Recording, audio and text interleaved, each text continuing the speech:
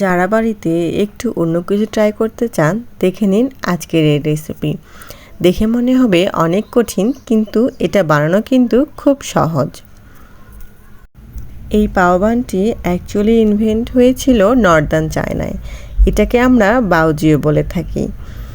আর চিকেনটা যেটা আমি স্টাফ করেছি সেটা কিন্তু কোরিয়ান চিকেন। সেটাও দেখবেন আমি একদম ঘরোয়াভাবে করেছি। খুবই সহজভাবে আপনাদের সাথে শেয়ার করার চেষ্টা করেছি। অবশ্যই ভালো লাগলে একটা লাইক কমেন্ট করতে ভুলবেন না, আর আমার চ্যানেলটিকে সাবস্ক্রাইব করবেন।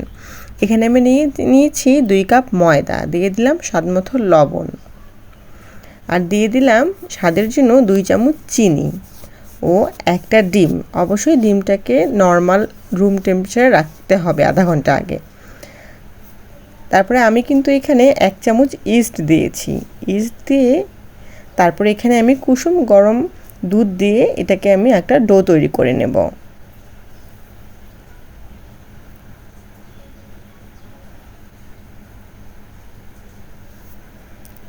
আসলে দুধটা কিন্তু বেশি গরম হওয়া যাবে না, আবার বেশি ঠান্ডা হওয়া যাবে না। এমন গরম হতে হবে যেন আপনি হাত দিয়ে সহ্য করতে পারেন। তারপরে এখানে আমি 2 চামচ তেল দিয়ে এটা খুব ভালো করে মথে নেব। ডোটা খুব ভালো মথা হয়েছে কি না অবশ্যই এভাবে চেক করে নেবেন।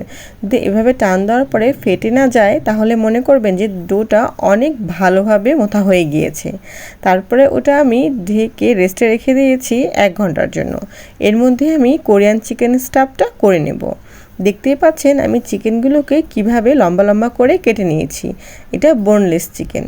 এখানে দিয়ে দিলাম শুধুমাত্র লবণ দিয়ে আমি এটাকে আগে ভেজে নেব। এই কোরিয়ান চিকেনটা কিন্তু বানানো খুবই সহজ। আপনারা বাসায় ঘরোয়া উপকরণগুলো দিয়েই খুব ভালোভাবে বানিয়ে নিতে পারবেন। আমি এখন এই বোনলেস চিকেনগুলোকে শুধু তেলে ভেজে নেব। আমি কিন্তু এখানে এখনও কোনো কিছু ব্যবহার করিনি, শুধুমাত্র লবণ দিয়ে এটাকে আমি ভেজে নিচ্ছি। এটা যখন লাইট ব্রাউন কালার চলে আসবে আমি এটাকে নামিয়ে নেব। ভাজা হয়ে গেলে এখন আমি এগুলোকে তুলে নেব।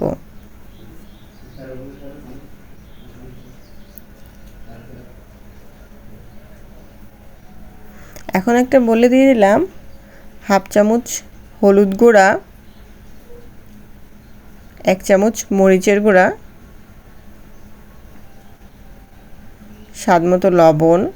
লবণটা অবশ্যই একটু কম দেওয়ার চেষ্টা করবেন, যেহেতু আমরা চিকেনে লবণ ব্যবহার করেছি। আবার পরে কিন্তু সস দিব, তাই সসে কিন্তু লবণ থাকে।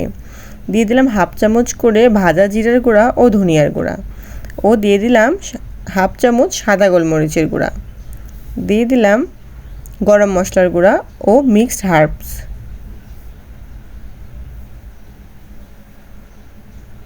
এখন দিয়ে দিলাম 1 চামচ সয়া সস, আসলে আমি 1.5 চামচ দিয়েছি। আর দিয়ে দিলাম 1 চামচ টমেটো সস। এখন এখানে 3-4 চামচ পানি দিয়ে এটাকে আমি ভিজিয়ে নিব, ভালো করে গুলিয়ে নিব। চিকেনের মশলাটা কিন্তু রেডি হয়ে গেল। এখানে আমি 1/2 চামচ করে আদা বাটা ও রসুন বাটা দিয়েছি। এখন এই সামান্য তেলের মধ্যে আমি এই মশলাটুকু দিয়ে দিব। দিয়ে ওই বোলের মধ্যে একটু পানি দিয়ে আমি এটাকে পানি দিয়ে ভালো করে কষিয়ে নিব।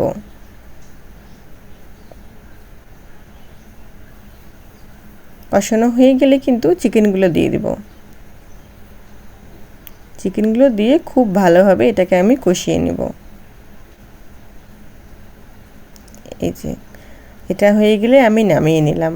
আমরা কিন্তু কোরিয়ান চিকেনের স্টাফ রেডি হয়ে গিয়েছে। আমি উপরে জাস্ট একটু চিয়া সিড দিয়ে দিয়েছি।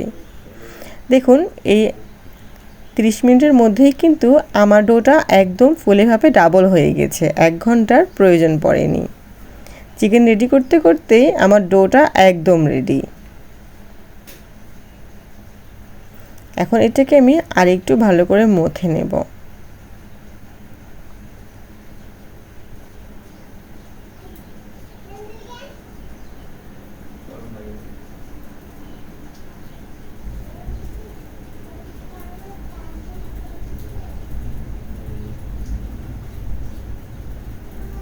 এখন এটাকে বড় বড় 2টা লেচি করে নেব।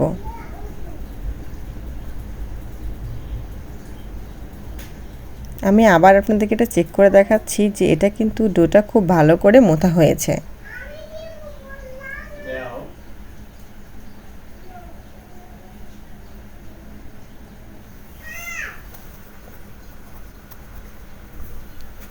এর মধ্যে এটাকে আমি একটা বড় করে রুটি বেলে নেব।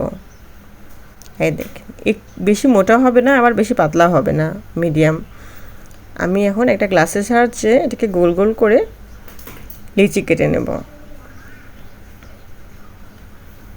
আপনারা যদি এগুলো একটু বড় করে বানাতে চান তাহলে ছোট ছোট লিচি করে বেলে নিতে পারেন, তাহলে একটু বড় সাইজের হবে।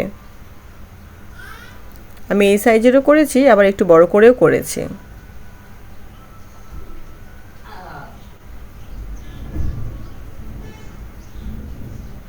তারপরে আমি এর উপরে তেল ব্রাশ করে দেব।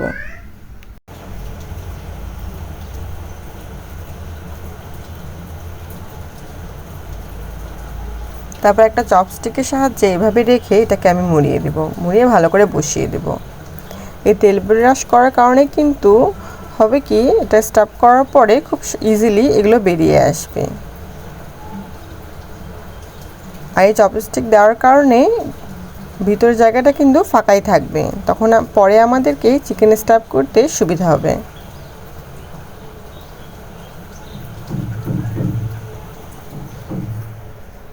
এভাবে আমি সবগুলো বানিয়ে নেব। বানিয়ে এই যে এটা সবগুলো বানিয়ে আমি ঢেকে রেস্টে রেখে দেবো 10 মিনিটের জন্য। দেখুন আমি ছোট সাইজেরও বানিয়েছি, আবার বড় বড় সাইজেরও বানিয়েছি। আমার কিন্তু 2 কাপ ময়দা দিয়ে অনেকগুলো পাও বান হয়েছে। এখন স্টিমারের মধ্যে আমি তেল ব্রাশ করে এর মধ্যে আমি দিয়ে দিব।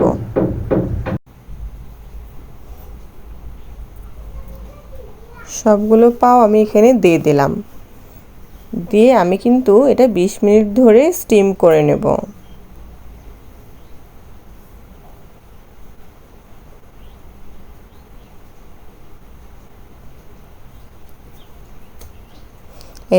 এগুলো কিন্তু স্টিম হয়ে গিয়েছে।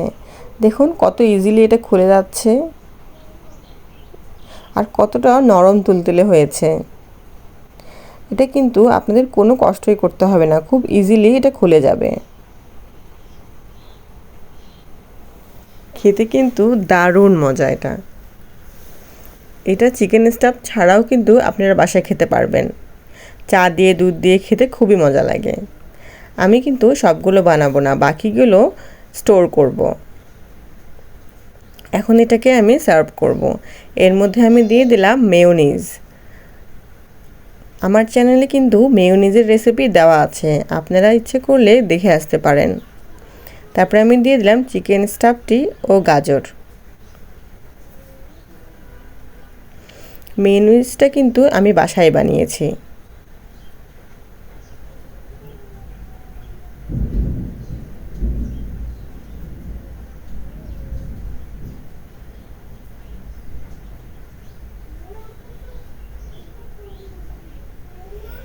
কয়েকটা বানিয়ে আমি বাকি বানগুলো কন্টেনারে রেখে স্টোর করব। পরে আবার যখন খেতে ইচ্ছে করবে তখনই সার্ভ করে দেব। আমার রেসিপিগুলো কেমন লাগে অবশ্যই কমেন্ট করে জানাবেন। আমার চ্যানেলকে সাবস্ক্রাইব করে রাখবেন, লাইক কমেন্ট করবেন অবশ্যই, আমি যেন প্রতিনিয়ত আপনাদের সাথে এইভাবে ভিডিও শেয়ার করতে পারি।